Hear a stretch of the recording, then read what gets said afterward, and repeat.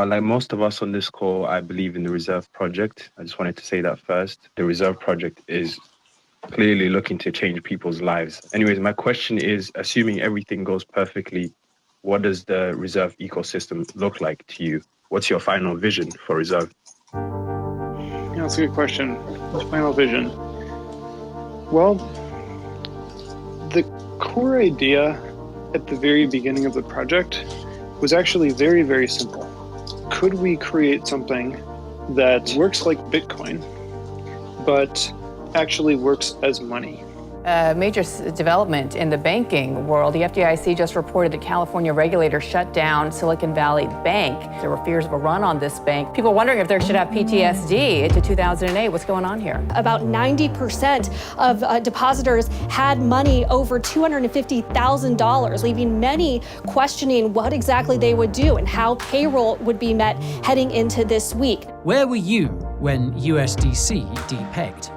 If you're watching this video, chances are you were anxiously eyeing USDC's price as it plummeted to 88 cents. The question is, how do you price out a fiat-backed stablecoin? And the way I think about it is, you have the dollar.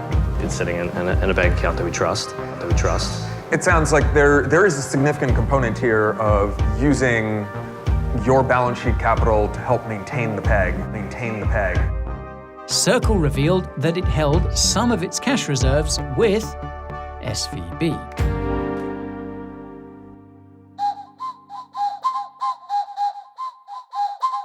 Historically, if you want to create a new financial instrument, you're usually creating some legal agreement between parties, where it's like, if this happens, then money will change hands in this way. If this happens, money will change hands in this way. And there's kind of this really cool, crazy experiment that's about to be run where it's like, okay, what if you don't need legal contracts to do that anymore? What if you can just write the code, have people look at the code and understand what's going to happen? What we've tried to work on is a token that is obviously more financially trustworthy and stable than all the other options by aggregating together other currency-backed coins in a smart contract and then substantially over-collateralizing that contract. So we might hold some of the Circle tokens, for instance, even if some portion of those projects default because of government intervention, for instance, or some bug in the smart contract or some counterparty issue, then the user still has 100% of their value. We have to get people to understand it and be excited about it and to say, yes, okay, this is where we want to place our trust. This is what we think is the future. This all started 5 years ago. The Reserve Project started 5 years ago, which is crazy to me. And it started with some friends and I making a list of problems with cryptocurrency. And there's a bunch of them. Stability was obviously number one from the beginning. Early on, we started off with the original Reserve white paper, and then in 2021, we came back and rethought the protocol one more time before implementing it, which we are here to release today. I'm very excited about that. The Reserve Protocol is a platform on Ethereum, enabling the permissionless creation of asset-backed, yield-bearing, and over-collateralized stablecoins, referred to as R tokens. The protocol that we're launching today, anyone can use to launch a R token and the associated smart contracts that go along with it. No algorithmic designs here. It's something that is 100% collateralized for all time. And to the degree that we do have endogenous collateral, that is over-collateralization. In addition to the one-to-one backing of R tokens, R token stability is further enhanced by the RSR holders who choose to stake their RSR on a particular R token. This staked RSR provides additional collateral which is seized in the case of default of the primary collateral. It's not always so rosy, and in fact, I have to spend most of your time thinking about what to do when it's not so rosy. So here, let's pretend we had a default of USDT. Some people have gripes about Tether. Let's suppose that it's trading at 90 cents on markets one day. So what's going to happen first is the protocol, after it detects that the USDT needs to be traded out, it's going to decide on the backup collateral. And it does this all autonomously of its own accord. The protocol updates its basket and says, I'm no longer trying to hold equal parts CUSDC and CUSDT. Even after all that CUSDT has been traded out to the market, that still leaves some deficit. The protocol, it's going to seize some RSR from the staking pool and use that RSR to buy each of these stablecoins we're interested in. The R token holders are going to be protected at all costs.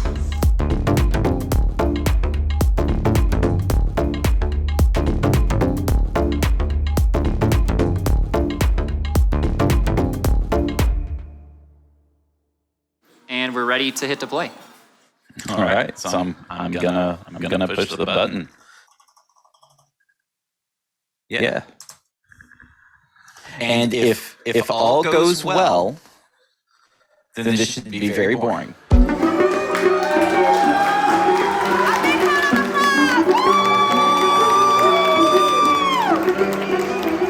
Today, I am here to announce this new stablecoin that we're calling the electronic dollar. MobileCoin is really excited to deploy one of the first R tokens. I will say that one of the things that attracted us to the R token protocol is the full collateralization. We are just determined that people do not lose value. EUSD is backed by 4 different yield-bearing versions of USDC and USDT. 100% of the yield from the collateral is directed to the RSR stakers, who provide governance and over-collateralization.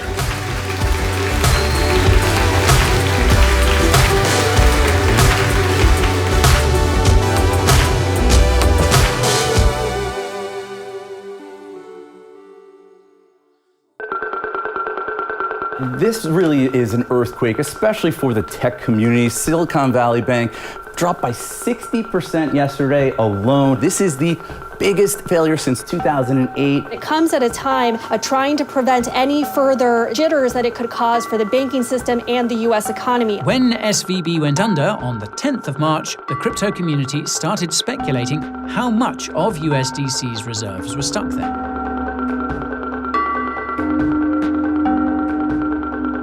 I still can't believe that this is all happening this fast.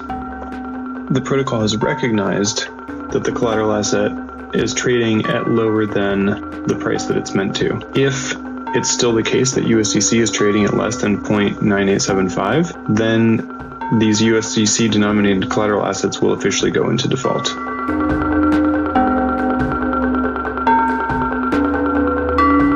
Just a couple of days before this, I've been thinking to myself, maybe we should create some sort of test R token that we can intentionally push into a default, not on a testnet, like a real one, in order to test the protocol live and demonstrate how the thing actually works. I was figuring it might be a very long time before an organic default occurred.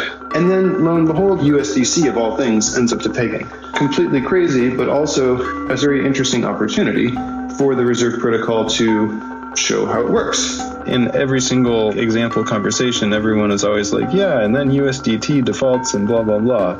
And here we are with a USDC possible default where the protocol is going to have to trade into USDT. Do we want to trade into USDT now, though? Well, the way the protocol works, it's not up to us. It's up to the backup assets that are determined by the protocol.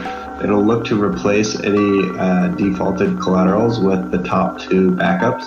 Yeah, so we're all gathered here so that Braden can do a redemption transaction, and then we'll see if that works. Let's go for it. Yeah, go for it. Okay, so if everything works as expected, the protocol will auction off the bad collateral and swap it out for the emergency backup collateral. And then any remaining deficit will be made up by selling off a portion of the staked RSR. We are 100% confident this is going to work exactly as planned. Yeah, I'm knocking on some wood. There's too much history being made here for me. I need a break. Trade settled, broker remains enabled, and I believe we are fully capitalized. Amazing. I'm taking some screenshots of this historic auction. The website shows 100% backing now. Woo! Woo!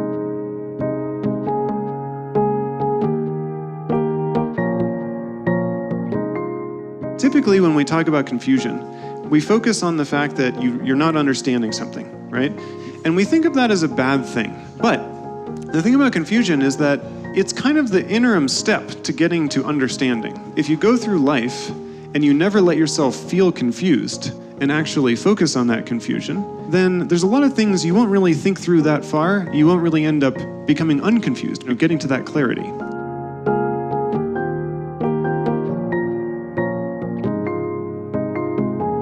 You know, for many years, people were asking us, like, what's the point of this? It's self-healing and over-collateralized. We weren't expecting this to happen, but, 2 weeks after we launched, Silicon Valley Bank had some issues, and USDC, which was previously known as the safest, definitely $1 stablecoin, all of a sudden went down to, I think it was 88 or 90 cents. And so what the protocol did was detect that, monitor the price, automatically offload it, and then utilize the over-collateralization pool in order to make up the difference. The normal course of operations, our protocol actually can get rid of bad assets and re-collateralize all before the banks open on Monday.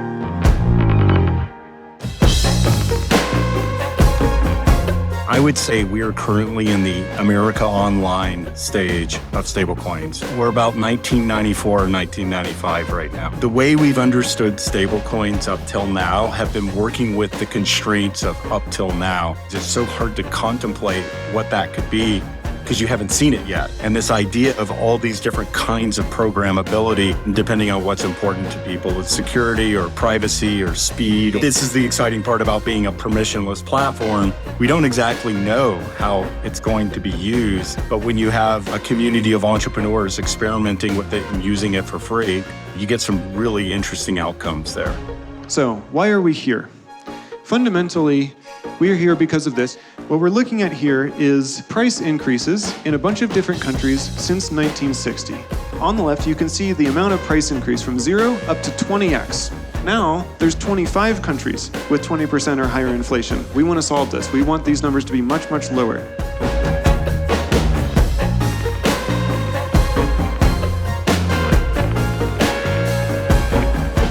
What we propose is to take the same assets that wealthy people already use to protect their wealth, aggregate those assets all together, and then make a currency directly out of them, an asset-backed currency. Everybody wants to store value. Everybody wants to have the liquidity to easily transact with any person or business in the world. What if we just combine those into one thing?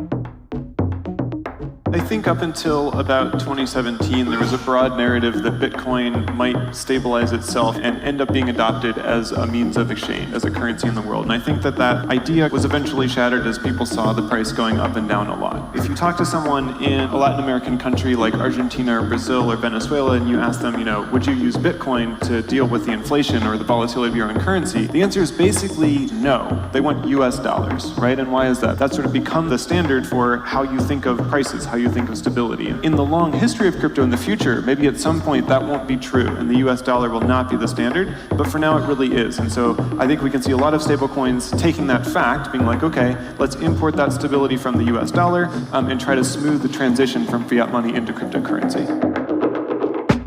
I think that the biggest risk, the thing that could go really massively awry with stablecoins that could be terrible for the crypto world overall, is if there's an algorithmic stablecoin that has no backing, that just has a sort of algorithmic mechanism that's meant to keep it stable. There's a category called algorithmic stablecoins. I would put Terra and Celo in this category. There are a number of others. The thing that could happen is one of those could launch and be marketed very effectively and be significantly adopted.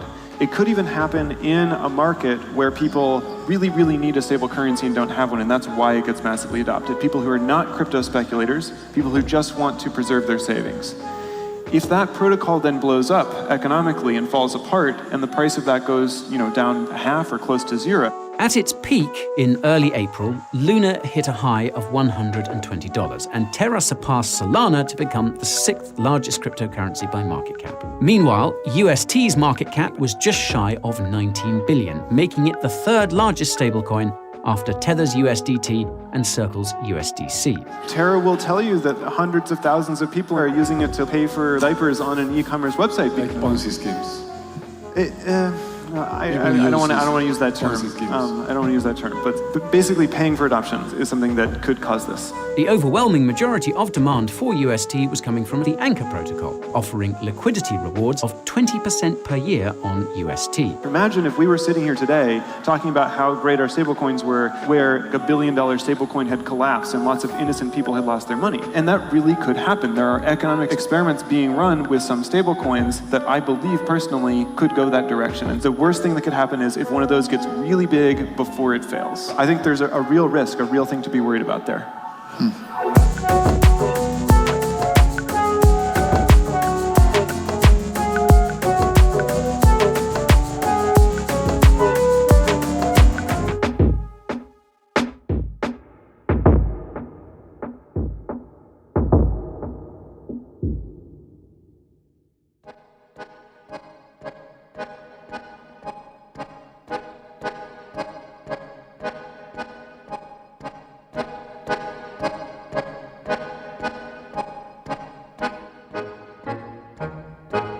El sistema financiero está profundamente fragmentado. Es como un archipiélago.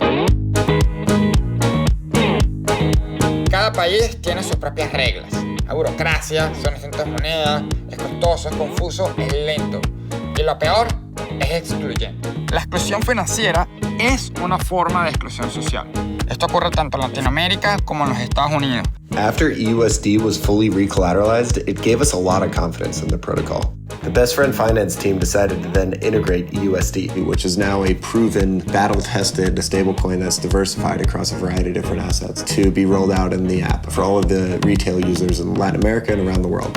Aquí llegó Oblicash, una marca que le habla al joven latino de los Estados Unidos en su propio idioma y sin ser condescendiente.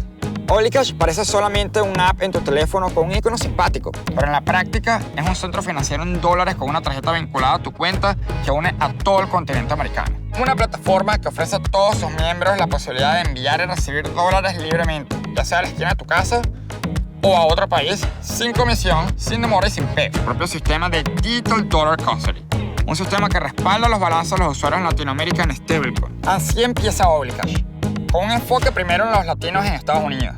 Pero nuestro objetivo va mucho más allá. Nosotros lo que queremos lograr es que toda persona, no importa dónde vive o dónde nació, tenga las mismas oportunidades de crecimiento. Queremos cambiar la exclusión bancaria por oportunidad económica y queremos disminuir la brecha de desigualdad con más y más acceso a servicios financieros. Hoy nos falta mucho, pero ya somos una cuenta que une a toda América. Mañana, el centro financiero que une a todo el mundo.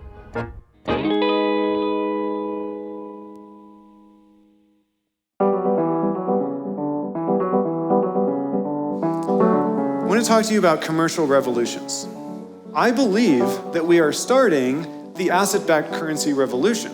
It's a technological revolution, it's a commercial revolution, it's not a violent revolution, it's not a political revolution. It's just a new way of doing things that we think is better. Because it's a revolution, it's attracting idealists and heroes and capitalists. It's not just people who want to make money, it's not just people who want to make change, it's that powerful combination of all three. It's because we want to create this perfect storm to actually get to our end goal, which we don't even know if it's possible. We don't even know if it ultimately will work. We just think it might.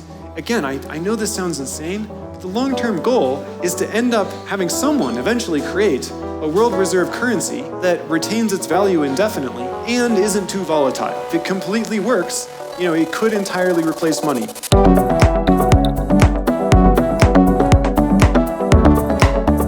Reserve is a really crazy idea. It can easily list all the reasons why this could completely not work. And yet, we're all in this room. Like, what are we doing? You guys are crazy. And you watching the video, you're crazy too. The question I want to leave you with is, do you personally want to be a part of the asset-backed currency revolution? That is the question that I want you to contemplate.